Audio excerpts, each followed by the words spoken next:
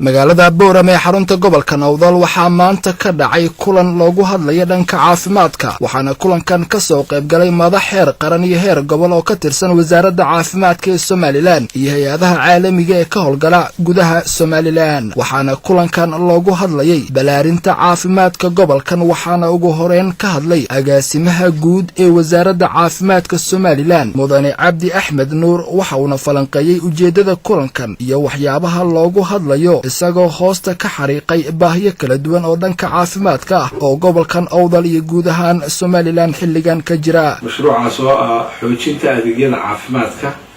gaar ahaan hooyooyinka iyo dhallaanka mashruucaasi wuxuu ku saabsan yahay horumarin adeegyada gobolka ah ee caafimaadka oo soconaya muddo 3 sanadood lagu xoojin doono isku xidhka MCH-yada iyo isbitaalka guud isbitaalka Boorame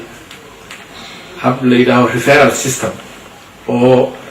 hawlaha in lagu qabto MCH-yada wixii cases adag ama u baahan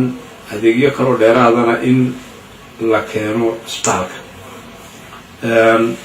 wuxuu ku saabsanaan doonaa mashruucaas markuu ugu horeyso tababaro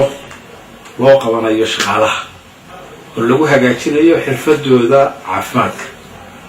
waxa ku xiga dayactir iyo ballaarin lagu sameynayo dhismayaasha MCH-yada Cabdi Fattax Ahmed Hadwanaag News magaalada Boorama.